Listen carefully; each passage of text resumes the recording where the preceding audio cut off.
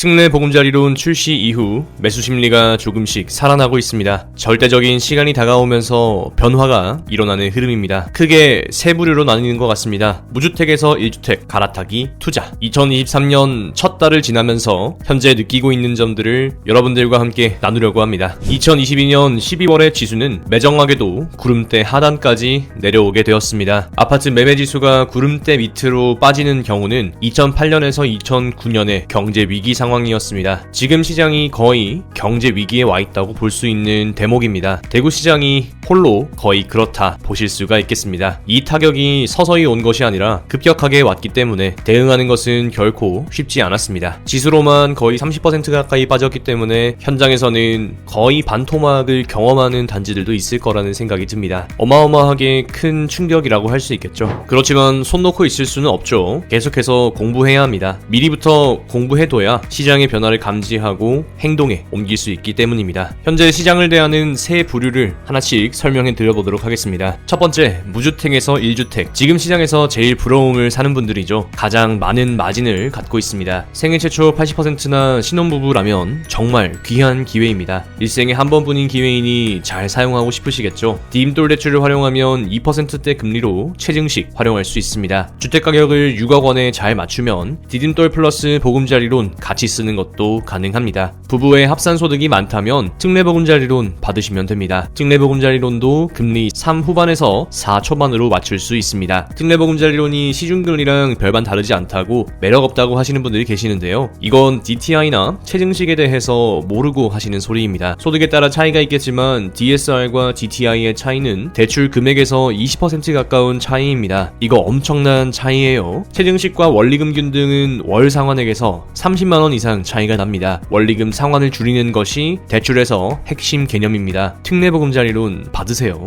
2023년 한시적으로 운영하는 데에는 이유가 있을 겁니다. 금리 나중에 내리면 어떡하죠? 분명 내년 내후년엔 내릴 것 같은데요 라고 하시는 분들도 계시겠죠. 특례보금자리론은 중도 상환 수수료가 없습니다. 두 번째, 갈아타기. 하나 팔고 하나 사야 합니다. 그런데 사는 것보다 파는 것이 어렵습니다. 사고 싶은 곳이 팔고 싶은 곳보다 못하지는 않겠죠. 더 좋으니까 이사를 가려고 하는 거잖아요. 세상에 존재하는 어떤 두꺼비도 헌집 받고 새집 주지 않습니다. 아무래도 가장 어려운 포지션이 아닐까 싶습니다. 더군다나 약간 분위기가 살아나고 있는 현 시점에서 갖고 있는 집을 팔려면 시장가보다 싸게 팔아야 하고, 살고 싶은 집을 사려면 시장가가 약반등하고 있으니 타이밍상 꼬이게 되는 경우가 생길 수 있습니다. 어쩌면 가장 조심스럽습니다. 그래서 이것도 대안이 현재 갖고 있는 집을 단기 전월세 1년으로 주고 DTI 한도 내에서 특례보금자리론을 받는 것이 아닐까 생각합니다. 기존 집을 2년 내에 처분한다 서약을 하면은 특례보금자리론을 받을 수 있기 때문이겠죠. 지금 전월세를 맞추더라도 기존에 갖고 있던 주담대를 지우지 못할 수도 있습니다. 그건 임차인과 상의를 잘 해봐야 합니다. 대개 주담대 금액보다 전세가가 낮습니다. 상환 조건과 처분 조건으로 갈아타기도 기획해볼 수 있습니다. 난이도는 가장 높다는 생각이 들어요. 세 번째는 투자입니다. 체감상 전세가율은 50% 수준입니다. 매매가가 5억 원이면 전세가는 2억 5천만 원인 거죠. 현금 부담 비율이 높습니다. 같은 값이면 굳이 대구에 투자 안 해도 되는 시점이라서 투자금을 줄이려면 대출 플러스 월세 전략으로 가야 합니다. 그래야 월 상환액 일부라도 줄일 수가 있습니다. 대출 낀 상황에서 월세 세입자는 당연히 잘 안 들어오겠죠. 감안해서 가격 책정해야 됩니다. 이걸 성공하면 투자금을 획기적으로 줄일 수가 있습니다. 저는 2022년 11월 이후로 분위기가 조금씩 바뀌는 것 같다라고 말씀을 드려오고 있습니다. 이미 유튜브 멤버십 라이브에서는 충분히 설명을 드렸던 것 같고요. 거래량이 약간씩 올라오고 있는데 입지별로 차이가 좀 있습니다. 청라 언덕역 같이 누구나 좋아하는 입지는 급급매의 호가가 체결되거나 매물을 걷어들이고 있습니다. 5억 중반까지 내려왔다가 다시 6억 밑으로 좋은 건 찾아보기 힘든 이상한 상황이 연출됩니다. 입주장이 없을 수도 있겠다 싶어요. 이게 일시적인지 아니면 발바닥을 지난 건지는 저도 잘 모르겠습니다. 외곽지는 아직도 온기가 돌고 있지는 않습니다. 그나마 서대구역 인근이 선방하고 있는데 이 역시 절대가격 자체가 급락했기 때문이라고 봅니다. 마피 8천만원 같은 경우에는 정말 좋죠. 평당가 1000만원 수준으로 내려가게 되는 거니까 이 정도면은 절대가격 자체가 좀 저렴했다라는 생각이 들어요. 서울 부산에서 오셔서 많이 가져가셨다고 합니다. 이번 주말에 서대구역 한번 방문해서 그동안 변했던 것들을 한번 체크해보려고 합니다. 아무래도 이른 시기에 분양했던 단지들이 현재 입주를 하게 되는 거다 보니까 분양가 자체가 그렇게 비싸지 않은 경우가 많습니다. 이 말인즉슨 내가 원하는 가격에 매도할래 라고 내놓았다가 안 팔리면 그냥 들어가서 살지 뭐 별로 부담도 없는데 이렇게 해석이 될 수도 있는 거예요. 그러다 보니까 좋은 입지라고 하는 게 내가 봐도 좋고 남이 봐도 좋고 모두가 좋다 이렇게 되는 거니까 모두가 선호하는 그런 입지에 들어가는 것이 결코 쉬운 건 아니겠죠. 그걸 쉽게 하려면 돈을 더 지불하면 됩니다. 남들보다 2천만원, 3천만원 더 지불하면 상대적으로 쉽게 그 입지에 들어갈 수 있겠죠. 이런 이야기를 종합해보면 결국 입지 대비 가격입니다. 오늘은 이 단어를 안 쓰려고 했는데 또 쓰게 되네요. 같은 입지라도 초등 배정에 따라서 가격 차이가 나기도 하고 같은 입지라도 용인할 수 있는 가격의 범위가 있습니다. 다른 입지라도 절대 가격이 엄청 저렴하다면 신축 효과를 받기도 합니다. 상급지가 반등해줘야 중급지도 하급지도 따라 올라갑니다. 지금은 인기 입지에 하단 매물이 사라지고 있다는 것을 참고하고 계시면 되겠습니다. 그러니까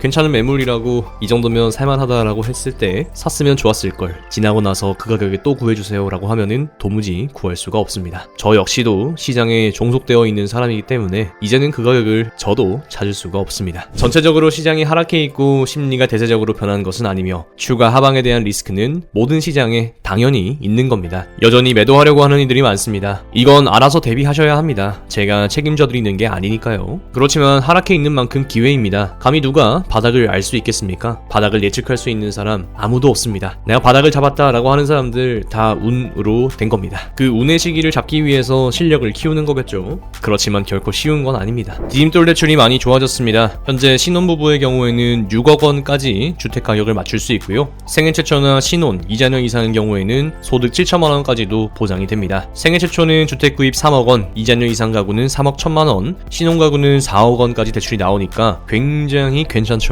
디딤돌의 경우에는 무엇보다 금리가 너무 좋아서 30년 만기 금리 활용하시면 3%에 받을 수 있고요. 생애 최초나 신혼 가구의 경우에는 2.7%로 대출이 나옵니다. 본인이 우대금리 적용되는지도 한번 확인해 보시고요. 3억 원 디딤돌로 2.3% 최증식으로 빌리면 월 상환액이 고작 58만 원입니다. 이 정도면 4억에서 4억 중반의 매매 가격은 충분히 노크할 수 있다라는 이야기겠죠. 아니 애초에 월 58만 원 같으면 지금 살고 있는 전월세 가격의 절반 수준밖에 안 되는 겁니다. 2020년, 2021년 9평의 체감 전세 가격은 3억을 넘었고 월세 가격은 거의 120만 원이었으니까 최증식으로 58만 원 같으면은 이거 완전 개꿀인 것 같아.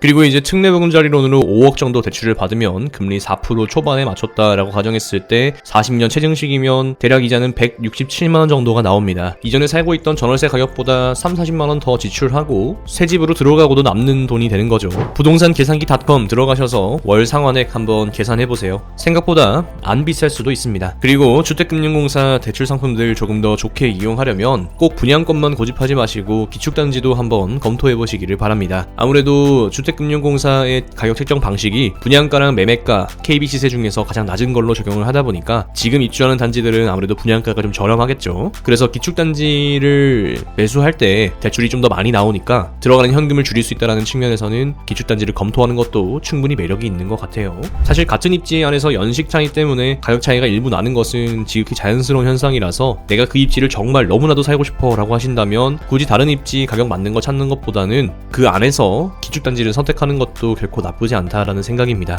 아니 10년 안에 있는 단지들 정도면은 다 괜찮은 준신축, 신축 라인들인데 너무 뽀시럽게 굴어가지고 최신축 그게 아니면 안 되는 것처럼 생각하시는데 거기 다 사람 살아요. 그러니까 너무 뽀시럽게 굴지 않았으면 좋겠다 생각이 듭니다. 저 다른 지역 가보세요. 부산 같은 데 가면은 진짜 고바위가 하도 심해가지고 야 이런 데 사람 살 수 있을 정도인가 싶은데 거기가 막 10억 넘고 그래요. 그러니까 우리는 굉장히 좋은 입지, 인프라 있는 곳을 굉장히 저렴하게 가져갈 수 있다라는 측면에서는 대구 굉장히 좋다, 살기 너무 괜찮다 이런 생각이 들죠. 변화가 하나도 없다가 변화가 약간이라도 생겨서 다행이라는 생각입니다. 새해가 되면 돈이 풀리고 금리가 내려옵니다. 그리고 이전의 것을 망각합니다. 분명 또 2023년 연말 되면 또 돈 없다, 금리 오른다 그럴 거예요. 다만 2022년이 그런 타격이 좀 더 크게 와서 우리가 체감을 크게 했을 뿐인 거죠. 그리고 실질적으로 여러분이 투자판에 있지 않았다라고 한다면 그 충격이 있는지 없는지도 못 느끼지 않나요? 언론에서 하는 이야기들 너무 내 이야기인 것처럼 심각하게 받아들이지 않았으면 좋겠습니다. 그래서 여러분의 인생은 어떻게 타격을 입으셨나요? 변화 없다라고 한다면 변화에 뛰어들어야 하는 시기일 수도 있습니다. 어쨌든 잊을 수 있다라고 하는 것은 아주 큰 축복입니다. 비트코인이 바닥에서부터 54% 올랐습니다. 코스피는 바닥에서부터 15% 상승했고요. 나스닥도 바닥에서부터 15% 상승했습니다. 미국의 10년 채권은 3.4% 바닥을 깨고 내려갔다가 일본 기준선에 다시 한번 도전할 것 같은 모습이 듭니다. 좀 더 내려가줘야 전반적으로 금리가 더 인하될 거라는 생각을 해보게 되네요.